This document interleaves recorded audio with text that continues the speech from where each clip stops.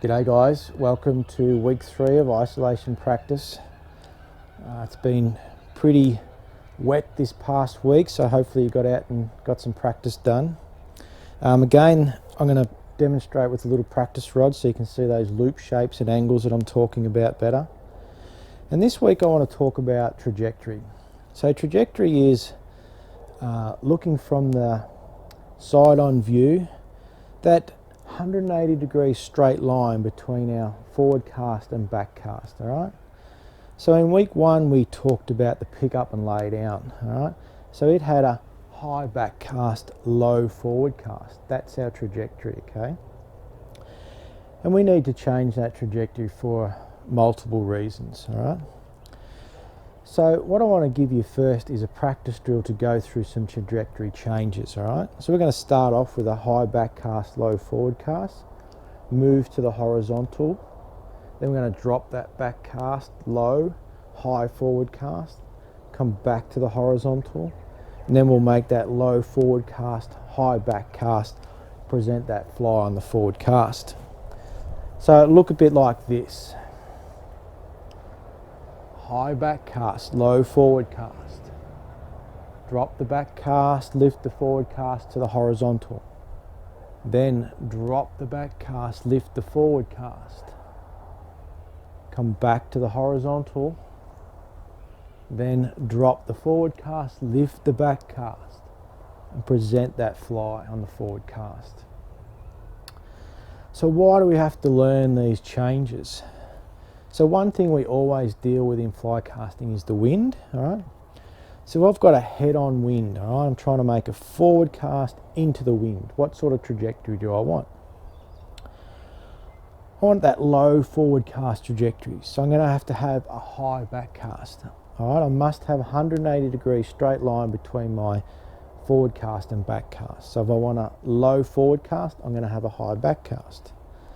So into the wind, high back cast, low forward cast, tight loop on that forward cast. I can open that loop up on the back cast because it's going with the wind. The wind's going to push that loop out and straighten it out, okay? So we open that loop up like a sail, holds that nice tension in there. So we can make a wider loop and then a tight loop with low forward trajectory. Now if I've got a wind that's coming in from the back of me and blowing on my back cast, I don't want that high loop there, that high back cast, because even if I've got a nice tight loop, that angle against the wind, that wind's going to blow some slack in there. Right? Slack's always our enemy.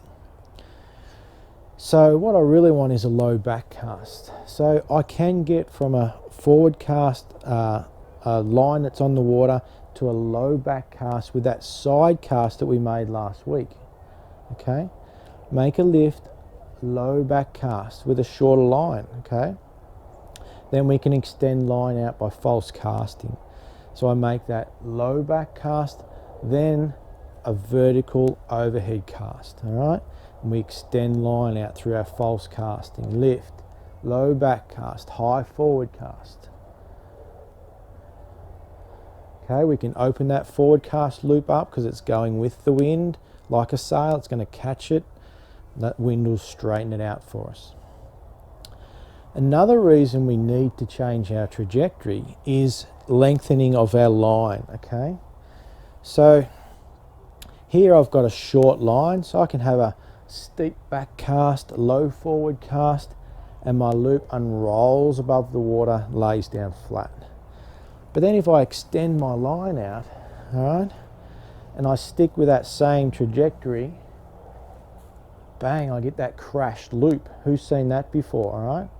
If your loop's crashing into the water, your trajectory's too low. I need to aim this loop out there, all right?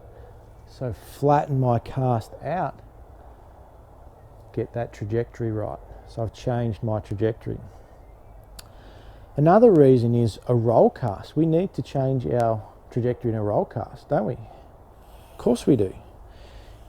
What if I've got under a tree and I'll make it low trajectory roll cast, tight loop under there, bang. And then next time I'm out casting, I've got a sink tip on, longer line, and I want to make a roll cast pickup. It's not the same trajectory. Now I'm aiming up higher so I can come back and maybe false cast, present that fly. So I've changed trajectory in my roll cast. Now, one thing you need to be aware of is our casting arc has a relationship with that trajectory, that 180 degree line between our back cast, forward cast. Now, our casting arc is this: make a back cast, we have a stop, then we come from there to our forward cast stop. This angle change here, this V shape that we're making, is our casting arc, and that's a variable casting arc. It changes.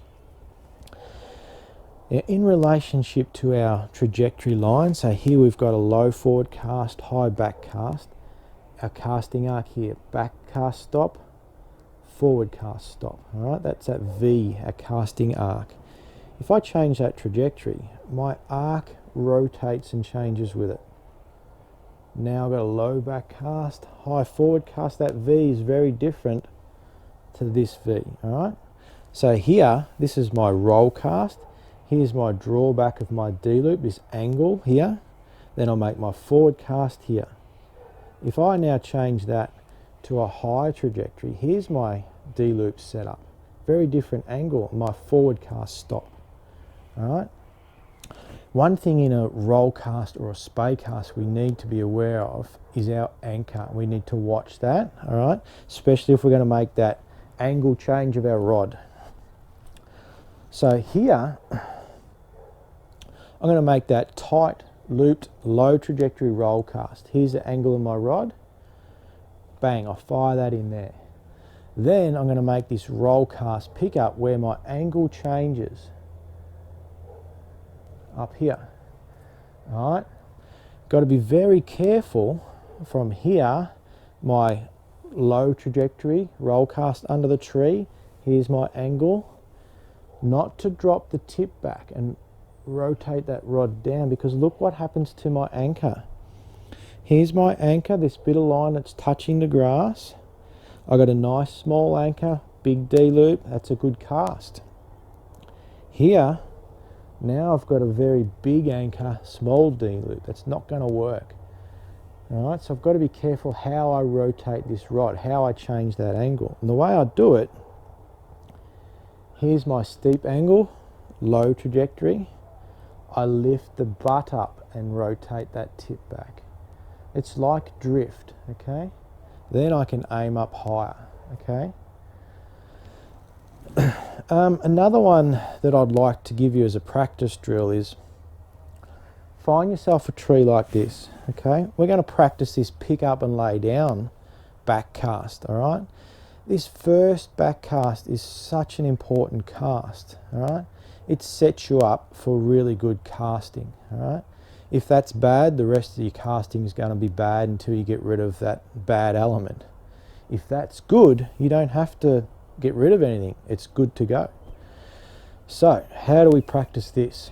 I'm going to make a back cast here. I'm going to pick a target up there, that leaf, all right?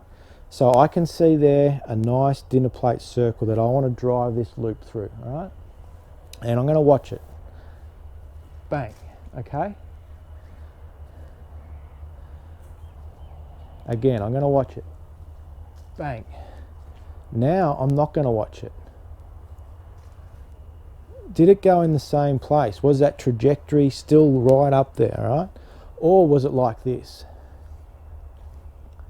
That's what we see a lot of, all right? This wider doming loop that's driving down to the ground, all right?